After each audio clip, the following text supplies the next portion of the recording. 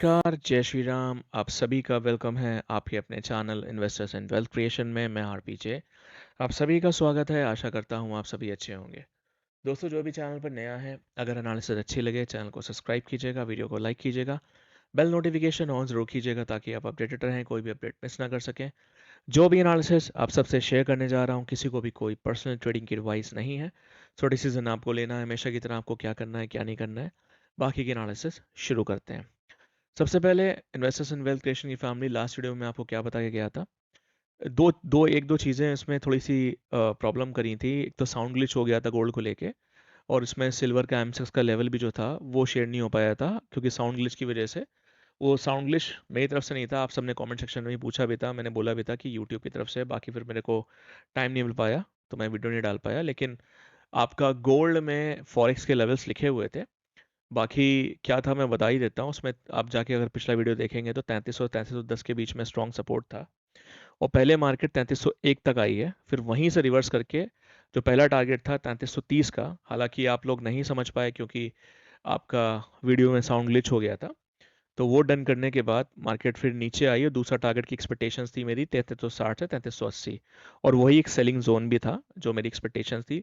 और उसके बाद मैंने M6 सिल्वर के बारे में ही बताया था वीडियो में, लेकिन वो साउंड ग्लिच होने की वजह से रह गया था। ठीक है। और फॉरेक्स के हिसाब से मैंने आपको बता ही दिया था कि 3750 से 3760 के बीच में एक स्ट्रॉन्ग सपोर्ट जोन है, बन सकता है।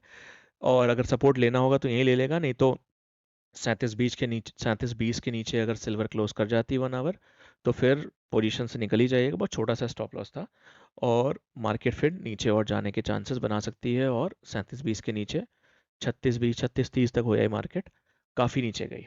ठीक है।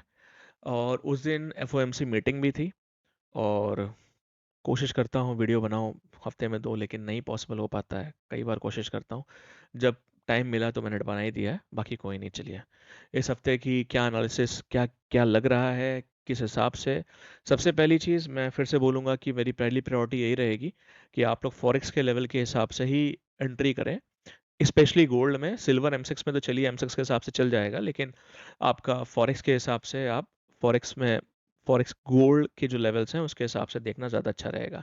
सबसे पहले गोल्ड में क्या लग रहा है, देखिए आपकी फ्राइडे को एक बहुत मतलब मार्केट नीचे जाते जाते एक पुल बैक लिया NFP का डेटा आने के बाद। हालांकि मैं इन सब डेटा डेटा से कोई रिलेट नहीं करता हूँ, मैं आपको बताता हूँ। पहले से आप जानते हैं, जो मेरे को काफ़ी टाइम से देख रहे हैं, कि चार्ट की एनालिसिस आपको आने वाले मूवमेंट सब बताती है। बाकी अभी के लिए क्या लग रहा है वो शेयर करता हूँ। सबसे पहले देखिए मार्केट की जो क्लोजिंग आई है, करीब आई है 3362 के आसपास। और अभी दो तीन सिनारियो बन सकते हैं। सबसे पहले ऊपर एक 3380 से 90 के बीच में रेसिस्टेंस है, छोटा सा। तो पहली पॉसिबिलिटी ये बन सकती है, वहां तक जाने के बाद मार्केट वापस से 3350 और 55 के बीच में लेके आए, फिर मार्केट वहां से ऊपर घुमा के लेके जाए 3420 3430। और दूसरी जो स्ट्रॉन्ग पॉसिबिलिटी है, जिसको मैं भी बोलूंगा कि अगर ये चीज़ हो तो ज़्यादा बेटर है आपका, क्या कहते हैं, अगर अपने को गोल्ड 3325 से 35 के बीच में मिले, तो ये बेस्ट बाइंग सपोर्ट जोन है। बेस्ट बाइंग सपोर्ट जोन, यहाँ से मार्केट वापस से पुल बैक लेके 3380-90 एज अ फर्स्ट टारगेट, और 3430 और 40 के बीच में ऐसा सेकंड टारगेट आपको देखने को मिल सकता है, जिसका आप स्टॉप लॉस यूज कर सकते हैं 3298 का 1 आवर क्लोजिंग का। मतलब 3298 के नीचे अगर 1 आवर क्लोजिंग देता है गोल्ड फॉरेक्स का, तो फिर वहां से मार्केट में वापस से वीकनेस आपको देखने को मिल सकती है। ठीक है। अदरवाइज मुझे लगता है कि एक सपोर्ट क्रिएट होके मार्केट ऊपर की तरफ मूव करना चाहिए। अब ये डिपेंड करता है कि आपका मंडे को जो मार्केट जो कल चालू होगा, क्या ऊपर खुलता है या फिर एक छोटा सा करेक्शन करता है, ये इंपॉर्टेंट है। क्योंकि जिस हिसाब का मूव आया है, सुपर स्ट्रॉन्ग वे में मार्केट ऊपर गई है। तो अगर मैंने आपको जो शेयर किया, नीचे अगर लेवल्स अपने को जो मिलते हैं तो बेस्ट रहेगा, और ऊपर एक छोटा मोटा करेक्शन, एक रेसिस्टेंस जो मैंने आपसे शेयर किया वहां से दे सकता है। कहाँ तक वो भी आपसे शेयर कर दिया है। और फिर वहां से आके मार्केट वापस से घूम के ऊपर के लिए आपको लेवल्स देखने को मिल सकते हैं। ठीक है। अब अगर हम बात करें गोल्ड की, तो गोल्ड में मेरे हिसाब से देखिए 98,980 से लेकर 99,200 के बीच का लेवल, 98,980 से लेकर 99,200 के बीच का लेवल एक सपोर्ट जोन का है।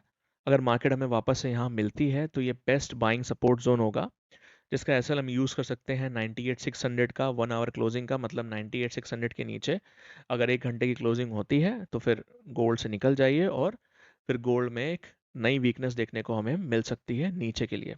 ठीक है।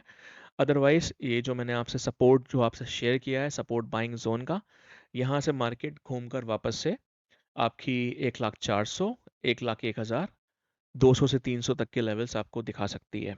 ठीक है। वीकनेस के लिए देखिए जो पार्ट है मेरे हिसाब से, जो बड़ी वीकनेस बनेगी वो बनेगी आपकी 98,200 के नीचे जब क्लोज कर ले जाएगा। ठीक है। अगर 98,200 के नीचे अगर गोल्ड क्लोज कर ले जाता है इस बार, 1 आवर की क्लोजिंग की बात कर रहा हूँ, तो फिर उस केस में सॉरी, आपका जो गोल्ड है 97,700 और फिर 97,100-200 तक के लेवल्स देखने को मिल सकते हैं।